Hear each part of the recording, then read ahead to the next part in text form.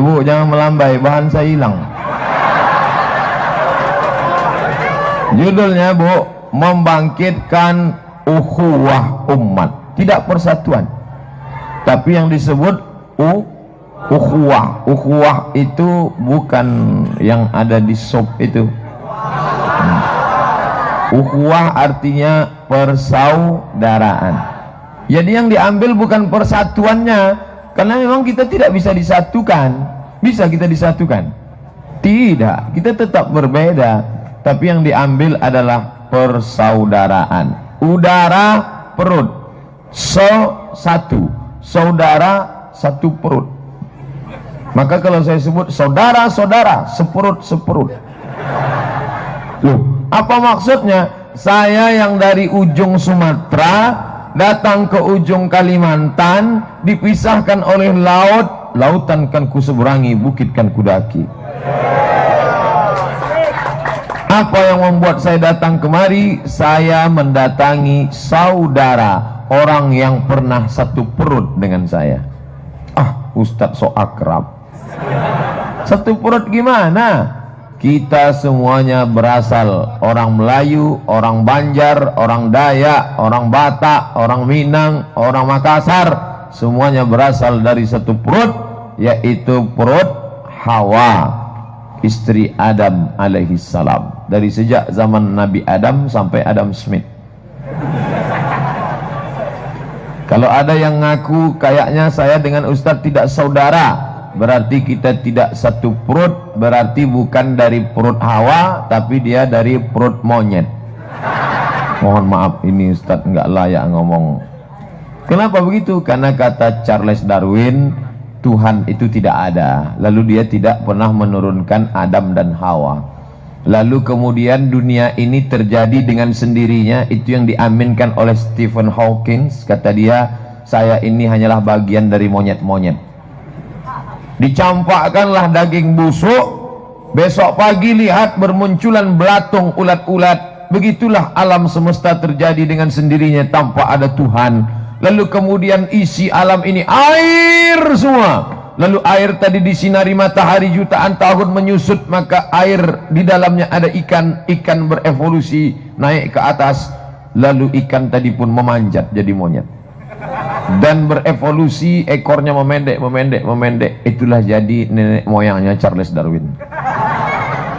Apa ini? Cerita bullshit dari mana ini?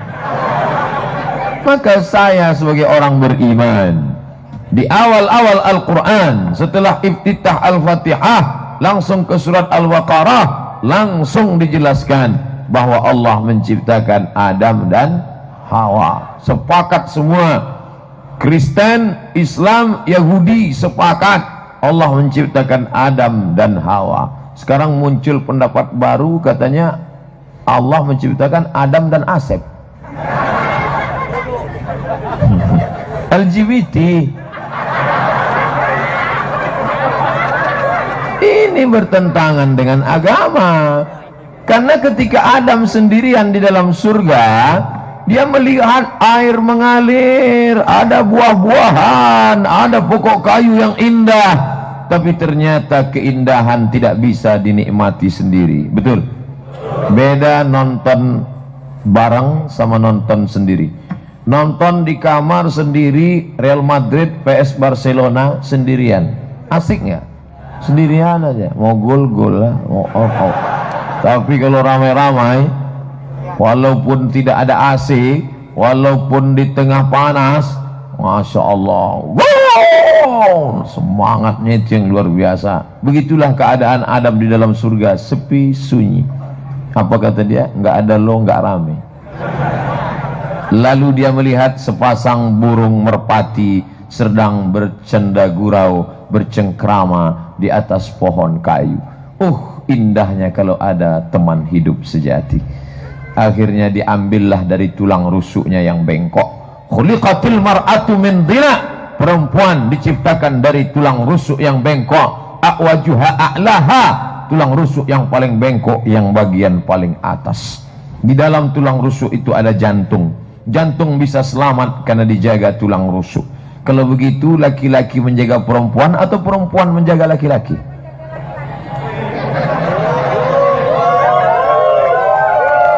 Jadi kalau ada laki-laki berkata, aku ingin menjagamu, salah mas, akulah yang selama ini menjagamu. Kenapa begitu? Karena perempuan tulang rusuk yang bengkok tadi menjaga jantung sehingga dia tidak terkena apapun. Kalau ada tabrakan, si Anu gimana keadaannya sekarang? Alhamdulillah masih sehat, cuman tulang rusuknya bengkok, patah. Si Anu gimana sekarang? Tulang rusuknya patah, lalu menikam jantungnya, dia mati ditikam tulang rusuk. Ada juga, itu kalau tulang rusuk yang marah. Maka jangan pancing kemarahan tulang rusuk. Kemana ceritanya ini? Lalu dari pernikahan Adam dan Hawa tadi lahirlah anak-anak yang lucu-lucu.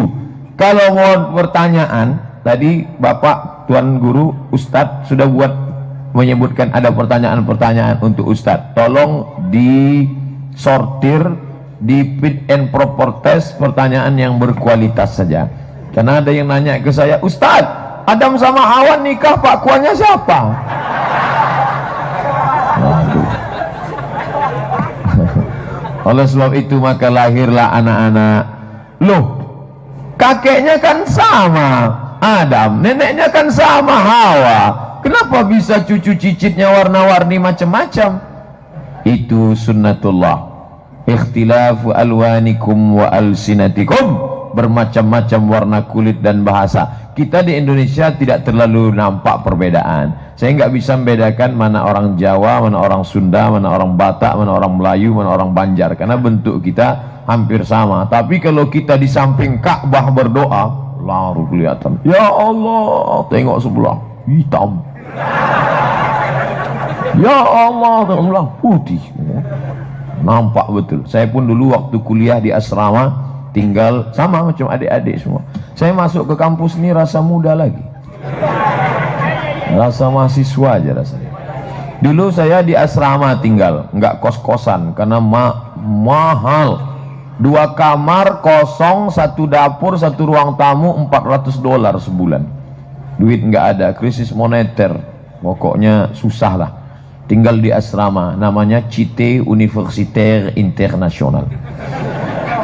Asrama terbagi 2, satu asrama putri, satu asrama putra. Di asrama putra campur, geng 1 Burkina Faso, Cote d'Ivoire, Zambia, Namibia, Gambia. Ini negara kulit hitam. Yang kulit putih Uzbekistan, Kazakhstan, putih Moskow. Ada kawan 1 dari Moskow namanya Maximus, matanya biru, kulitnya putih, rambutnya pirang. Setiap hari mengucapkan salam sama saya, Assalamualaikum, Assalamualaikum. Belakangan baru saya tahu, rupanya Kristen.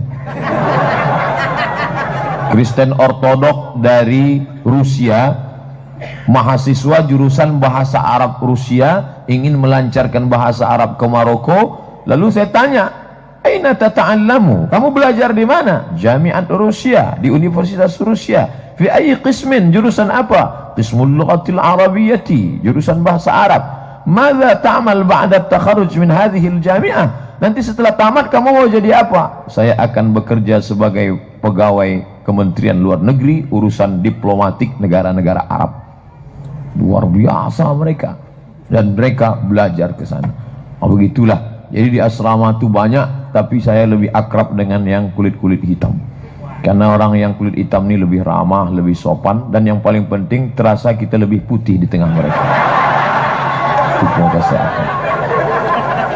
Cuman orang kulit hitam itu dulu, sekarang saya nggak tahu, pengalaman saya berkawan dengan mereka, malas mandi.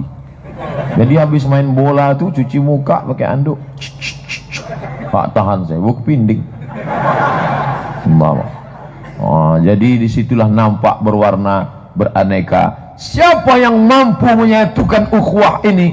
Islamlah yang mampu menyatukan itu. Sampai sekarang saya tanya kawan saya yang sedang bekerja di Amerika, kenapa Donald Trump, kenapa orang Amerika memilih Donald Trump? Padahal saya melihat pada dirinya itu something wrong, ada sesuatu yang salah. Ada yang ngirimin saya, dia pakai bikini, ada yang ngirimin saya dia melompat-lompat di balon, ada yang ini orang kok bisa jadi presiden. Saya tanya kawan saya, kenapa dia bisa? Kata sahabat saya itu menjawab, dia orang yang mempertahankan eksistensi kulit putih.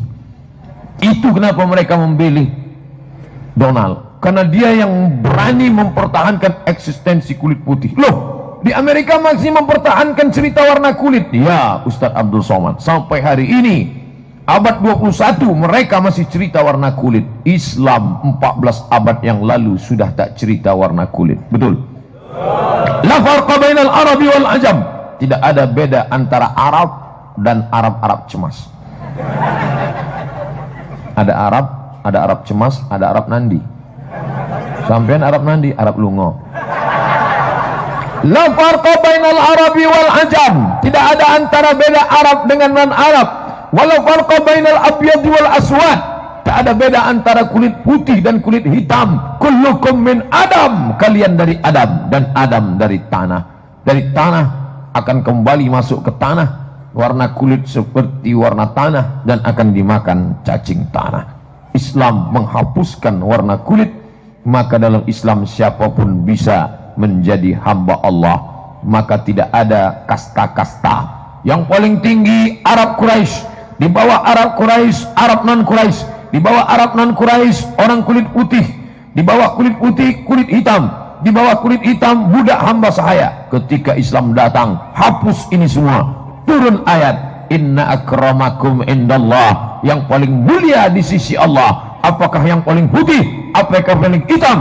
Yang paling mulia adalah yang paling takut kepada Allah.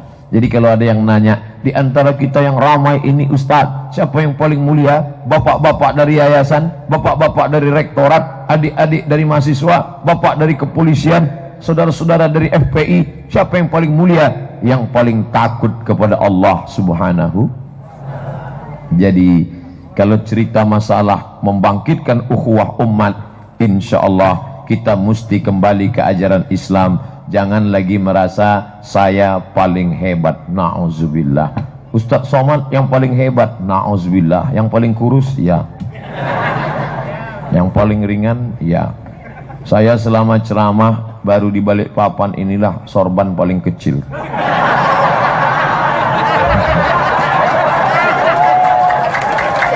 Tapi suka saya. Insya Allah ini nggak akan dicuci-cuci.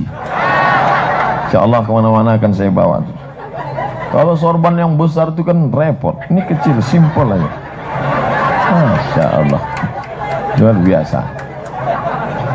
Lalu kemudian yang unik-unik lagi di Universitas Balikpapan, di mana-mana yang biasanya diundang menjadi kori itu pemain naturalisasi, diundang kori dari luar, juara MTQ kabupaten. Tapi tadi Masya Allah, berikut ini kita panggilkan mahasiswa teknik mesin. Saya sudah membayangkan solar, baut, kunci Inggris. Saya terus terang sudah menyepelekan, mohon maaf Adinda. Begitu naik ke atas saya lihat, was dengar suaranya, Bismillahirrahmanirrahim. Masya Allah. Ternyata kau sudah berdosa Abdul Somad, menyepelekan orang mesin.